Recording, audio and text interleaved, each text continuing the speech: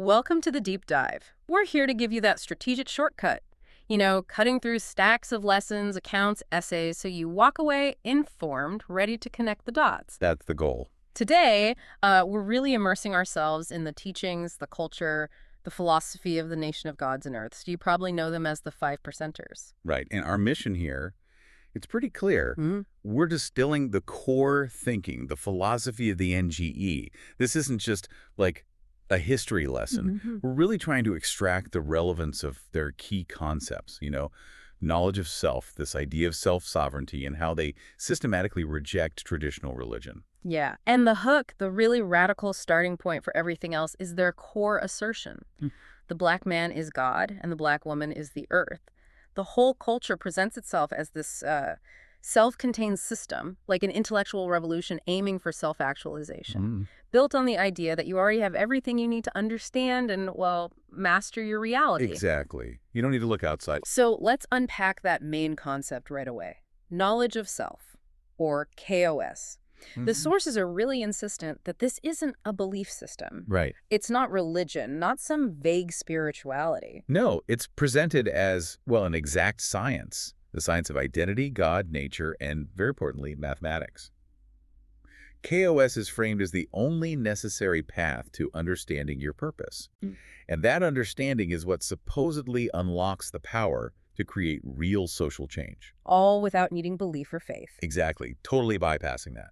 It's defined by members as, like, actualizing facts, proving the truth that's already inside you. The sources give some really powerful examples of this kind of intellectual shift in action. I found the personal stories quite fascinating. Oh, yeah. They really show the difference between, say, traditional religion and KOS in practice. Yeah, take Lord Jamar's experience. He talked about how when he was involved in traditional religion, he always felt this, he called it a vibration of falsehood. A vibration of falsehood. Interesting Uh-huh. phrase. Yeah, like things he was asked to believe just didn't align with logic or common sense. He said when KOS gave him this factual, logical structure, that vibration of truth just lifted the blindfold.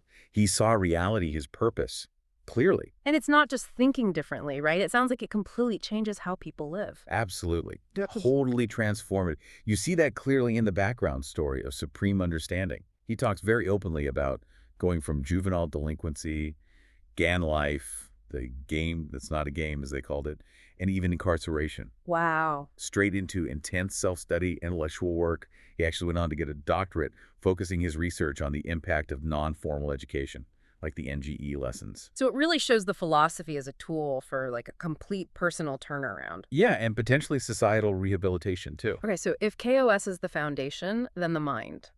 The mind is treated as the master key. That's the term they use. The master key. The teaching insists the mind controls the body, never the other way around. So if we want to grasp how they think reality works, we need to understand this distinction they make between the conscious and the subconscious minds. And it's more than just psychology, right? It's framed as a blueprint for actual control over your life. Mhm. Think of the conscious mind as your filter, your security guard at the gate, deciding which thoughts get verified, which ones get let into the compound. Okay, the gatekeeper. Right. But the subconscious mind, that's like the city planner, or Mm. maybe the ultimate computer. It's always running, always processing, running your body's functions. And here's the crucial part. It takes every unfiltered thought it gets and literally builds your physical reality based on those instructions. So the mind isn't just watching the world go by. It's actively generating it based on whatever data it's fed, whether you're aware of it or not. Precisely.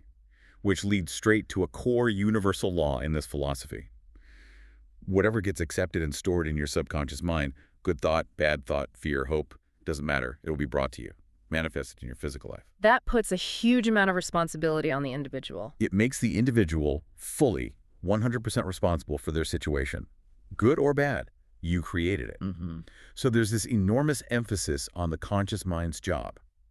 Filter out the devil, which they define as any destructive thought or any thought grafted from outside manipulation. Okay, that makes sense. Filter the input to control the output. So if the mind is the key for the self, how does the system scale up? How does it explain the structure of the universe itself? Good question. How does an individual thought connect to, cosmic order? Well, that's where supreme mathematics comes in. If the world mirrors the mind, then supreme mathematics is the absolute blueprint for how to live your life. Mm-hmm. It asserts that everything, every action, every principle in the universe happens in a specific fixed order. And this isn't just 1 plus 1, 2. We're talking numbers representing concepts, philosophical ideas. Exactly. Each number stands for a concept, an identity, something that has to follow the right sequence for things to work out positively. The most basic sequence is 1, 2, 3. 1 is knowledge. That's the initial thought, the foundation, the pure fact. Okay, knowledge is 1. 2 is wisdom. This represents words and actions, how you express or manifest that thought, how you reflect it. Got it. Thought, then action. And 3 is understanding. That's the result, the realization, what happens when knowledge and wisdom interact correctly. And the order here is non-negotiable, right? The practical application seems key. Oh, it's the absolute difference between success and failure, Yeah. order and chaos in everyday life. The sources give this really clear example. Let's say you hear a rumor that's knowledge, number 1. If you rush to act on it or spread it, that's wisdom, number 2, before you confirm the facts. You put 2 before 1. Right. You inevitably end up with a bad 3. A misunderstanding, confusion, maybe negative consequences. Knowledge must come before wisdom, before action. So rushing, acting without thinking it through, disrupts the natural order, creates chaos. Exactly. Puts wisdom before knowledge. I like that practical side. So this mathematical logic, this idea of order, then flows into how they define identity, specifically the identity of the woman who they call the earth. Yes, the black woman is defined as the earth. Also the mother of civilization, the queen of the universe. Mm. And these titles aren't just poetic. They're rooted in what they see as natural science and mathematics. She's the nurturer. Her position reflects this. Earth is the third planet from the sun, 3 being understanding or realization. Okay. And carbon, the basis of organic life, has the atomic number 6, which symbolizes balance. So she carries and supports life, maintains balance. And they also call her a POET. Right. POET, proper order, executing the truth. Her role is to apply that correct order, based on knowledge, to bring truth into reality. Now, I do have a question here based on the readings. If the woman is the earth, the mother of civilization, why is her role often described as reflecting the man, like the moon reflects the sun? Why not a primary source herself? Yeah, that's a key point in their structure. It emphasizes equality, but within a specific functional dynamic. The sun god, the man, is the source of illumination heat, representing the initial knowledge, 1. The moon earth, the woman, reflects that light perfectly. So the teaching is, the earth must first internalize, verify that knowledge, 1, and then reflect it through wisdom, 2, action, to execute the truth, POET. So it's about bringing the knowledge into manifestation. Exactly. To maintain the balance needed for the black child, the star, to grow. They're seen as interdependent equals, but with distinct functions. Her role is to make the foundational knowledge fertile, to bring it into being. And this structure, this family unit, is symbolized on their universal flag. It is, very explicitly. The flag shows that dynamic. Sun, moon, star, that's black man, black woman, black child. Held together by Allah, which in their terms means arm, leg, arm, head, the complete body or unity of the black man as God. Interesting interpretation of Allah. Yes. And importantly, notice the sun on the flag has 8 points. Okay, 8 points. What do they signify? Those points represent the 8 foundational levels of study in the NGE teachings.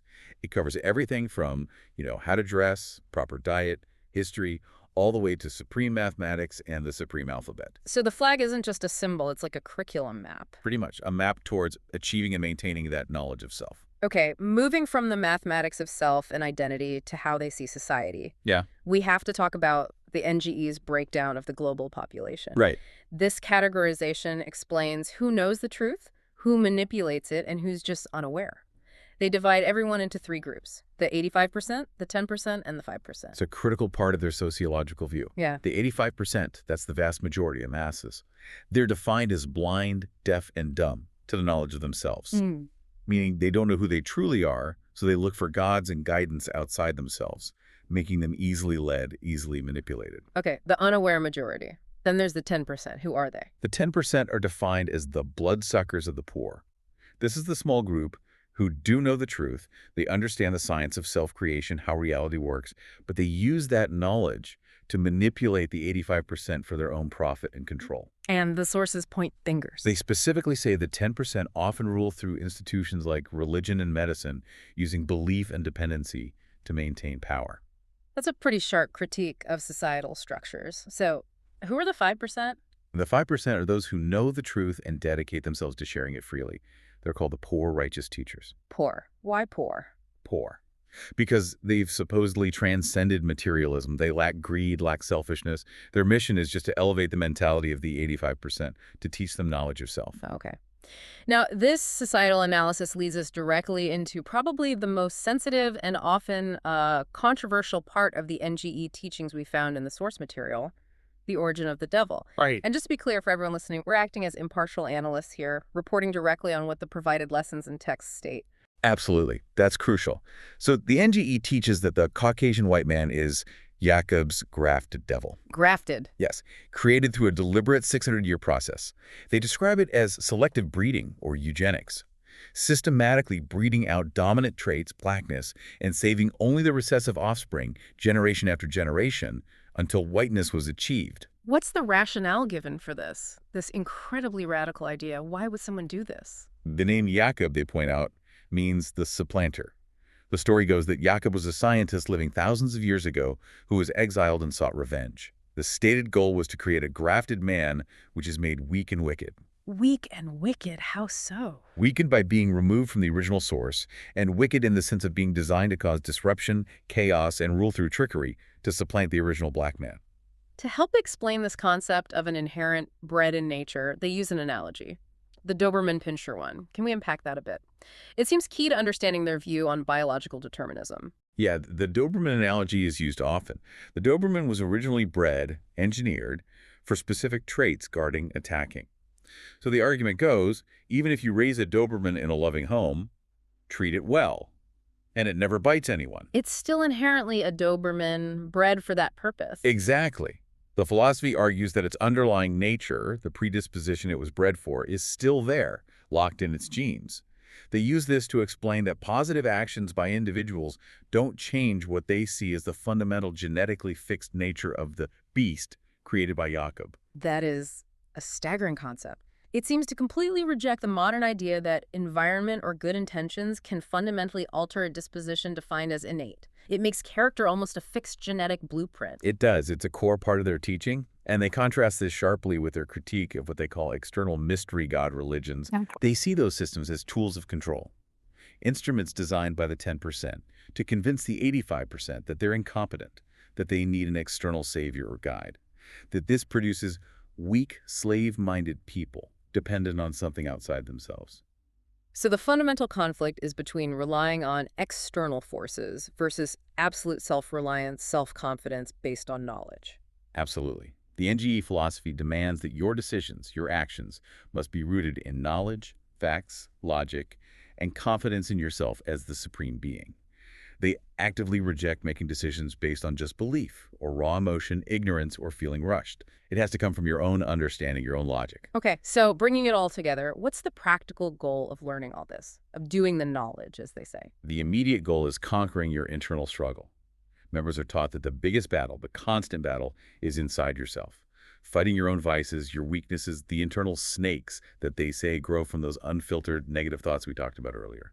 And the advice for dealing with these internal snakes is pretty direct, isn't it? Oh yeah, relentlessly direct. You have to identify your weaknesses. They even suggest asking others, what are my vices? Then you have to actively work to completely eliminate the snake. Not just manage it. No, the teaching is clear. You can't just cut the tail off a snake. You have to kill the head, destroy the vice completely so it can't grow back. It's about self-preservation through self-mastery and maintaining internal order. And that internal order then extends outward to the community. Right. That internal work fuels the drive for community control. Which Which means taking ownership and control over the key institutions within their own communities. Education, economics, politics, media, health. This isn't just a nice idea. It's seen as a necessary step for self-determination. And the ultimate aim for all this internal and external ordering. Achieving peace. Oh. But peace is defined very specifically. It's not just the absence of war, it's the absence of confusion, chaos. So peace equals order. Exactly. Law and order, based on the principles of supreme mathematics, is the foundation of the science of life itself. Now, for you listening, the sources really boil this down to one highly actionable focus point, connecting all this philosophy to daily life. The single greatest investment anyone can make is educating the youth. And the principles for teaching kids go way beyond just school subjects. Oh, absolutely. It covers everything. Teach them their origin, their strong legacy. instill self-control, discipline, responsibility from a young age. They're taught practical things like how to interact with police, and importantly, how to avoid what they call miseconomics. Miseconomics, that's an interesting term. Can you give an example of what they mean and how kids are taught to avoid it? Yeah, the sources are pretty clear on this. Hmm? Miseconomics includes things like credit cards, loans, debt instruments. Ah, The okay. teaching is that these are fundamentally traps, tools of enslavement designed by the 10% to keep the 85% constantly chasing money, cycling debt, without ever achieving true ownership or financial freedom. So the knowledge is understanding these are traps. Right, so kids get the knowledge, one, that these are traps. Then they develop the wisdom, two, the action, to avoid them, which leads to the understanding, three, the result, of financial independence, rather than chasing instant gratification through debt. It connects right back to the 1, 2, 3. Exactly. And maybe most importantly, the overall goal is teaching children how to think for themselves, critically, so they won't search for themselves in others looking for external validation or guidance. It really is a complete circle, isn't it? Taking these big cosmic laws like supreme mathematics and applying them directly to whether a kid should use a credit card. The mind and the world, just perfect mirrors. It's designed as a complete self-contained system, and it hammers home the point. You are never a victim. Once you truly internalize the knowledge that you are the supreme reality, the only difference between real freedom and just, going through the motions is applying that knowledge consistently. We are all masters of self, knowingly or unknowingly. That's the phrase they use. So, to wrap up this deep dive, the main takeaway really seems to be this. The entire culture is focused on an internal revolution. It's about changing your reality by fundamentally changing your mentality. Every single thought, every decision you make is seen as a creative act, shaping your immediate world. The source material argues pretty forcefully that your future is just the direct logical outcome of the decisions you make today. You build it thought by thought. So if your subconscious mind, that ultimate computer, is constantly building your physical reality based on the thoughts it receives, we'll leave you with this question. What unconscious thoughts, what mental filters are you currently allowing to either build up or tear down your future? What mental garbage do you need to consciously filter out and replace with knowledge? Maybe starting tonight.